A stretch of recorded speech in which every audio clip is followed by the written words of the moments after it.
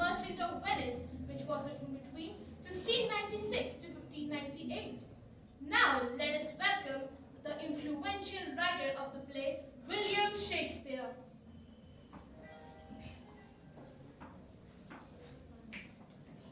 My name is Shakespeare William. I own the feather quill I have, the writer most familiar to you. My way with words amazes me, came up with so many phrases me, but still the number dazes me too. Good morning, ladies and gentlemen. I am William Shakespeare, an English playwright, poet, actor, and dramatist. The Merchant of Venice is a comedy which revolves around the life of Antonio, a merchant who takes a loan from a greedy moneylender of Venice to help his friend Bassanio called Portia. The act involves a series of events which will be soon unveiled by my characters. Moving on to the first scene.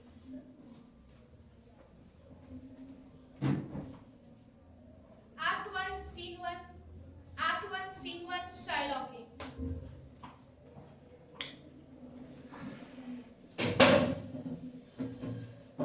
To tell you the truth, I don't know why I'm so sad. I am tired of being sad. Your mind is focused on the ocean, where merchant ships are sailing. Something bad would happen to my ships would make me sad too. But it's not my ships that is making me sad. Believe me, you really don't look yourself. Forget that. You tell me, who is that lady that you've made an agreement to go on a secret trip with? I owe the most to you, Antonio, both in money and in love. So I know I can tell you all my plans and plots for the next I owe. There's a lady in Belmont who has inherited some riches and is both beautiful and virtuous. Her name is Portia. Come on, my friend. Bassanio, you forget. All my money and my goods have been put into my ships. I cannot provide funds for you. You should go ask Shylock for some money. Bassanio goes to Shylock, the greedy money lender of Venice.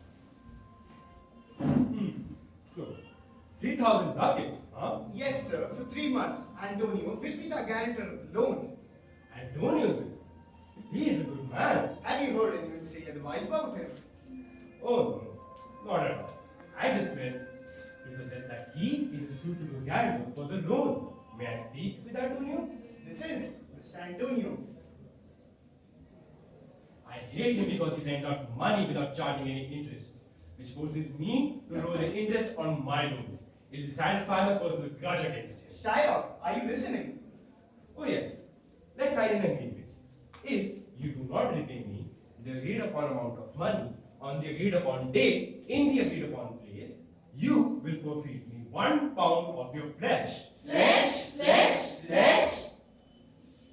Content in faith, I'll seal to such a bond and say there is much kindness in you. You shall not seal to such a bond for me, Antonio. Don't worry, Bassanio. I expect to make 9 times the amount of money within the next 2 months. Now let's meet the rich, beautiful, intelligent heiress of Belmont, Portia, and her wise friend Nerissa. Act 2, Scene 2, the casket scene.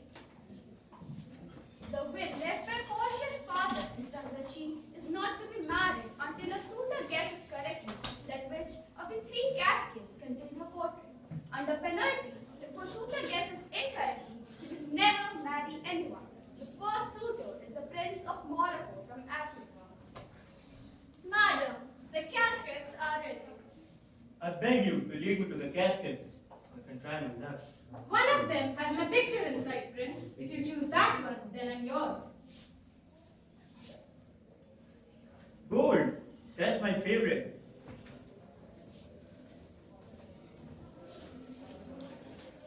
Oh hells! What is this? The portrait of a skull?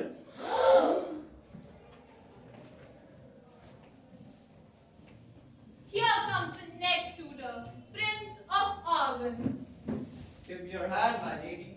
No, Prince. You will have to deal with these caskets first. Madam, I am prepared to take the risk.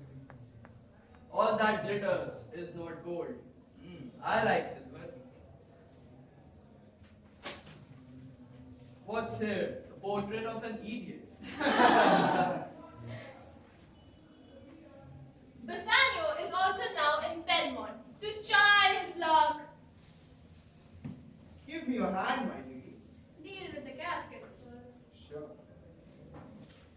He who chooses me will get what he deserves. My princess is not a prize. He who chooses me will win what many men desire. I don't like this idea. He who chooses me will give and risk all that he has. I'm prepared to take the risk. What do I find here? The picture of beautiful Portia.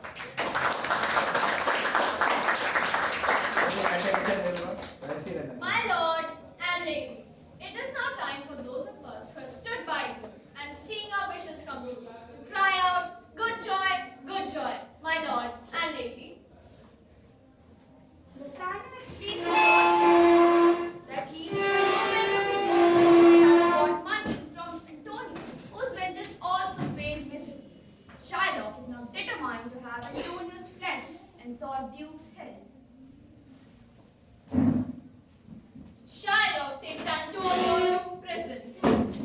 Portia believes in the importance of helping Bassanio rescue Antonio. So Portia decides that she and Nerissa will go to Venice in disguise to help them. Let's move to the trial scene. Act 3, Scene 3, the trial scene. I demand upon the flesh from Antonio. It is mine and I will have it. If you deny me, your laws mean nothing, and there is no legal power of agreement in Venice. I have the power to dismiss this court. Portia and Nerissa then arrive disguised as the lawyer. Welcome. Take your places here. Are you familiar with the different sides of the case? Yes, my lord. Is your name Shylock? Shylock is my name. Antonio, do you confess that you've broken the agreement? I do. Then Shylock must be merciful. Why? Why must I tell you? Why? Mercy is not something one is forced to practice. It falls easily like gentle rain from the sky. We pray to God for mercy, and that same prayer should teach us how to show mercy to others. But my deeds are my responsibility. I want the law to uphold its penalty, for which he must forfeit because of the rule. Can he not pay the money back? I have the money for him in the court, even twice the sum. Then with all my heart, I ask the court to issue its judgment. Have some surgeon on call nearby to stop Antonio's wound so he doesn't bleed to death.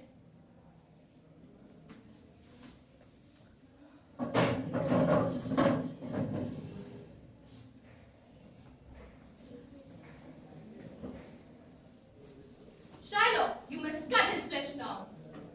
Right. Such a wise judgment. The right sentence come. Get ready, Antonio. Hold on a second. There's something else. This agreement doesn't give you any drop of blood. The words are a pound of flesh. So take what is yours. But if in cutting the flesh off, if you shed one drop of blood, your lands and goods will be confiscated by the state of law, by the state of Venice, by the city's laws. Well then, I hope the devil gets in for this. I won't stay here any more longer to argue. Wait, there's something else. You planned and attempted to kill a citizen, and as per the laws of Venice, your lands and goods will be confiscated. On your knees then and beg for the Duke's mercy. Half of your wealth goes to Antonio, and the other half goes to the state. If it pleases my lord, I am content in giving half of the goods that he owes to me.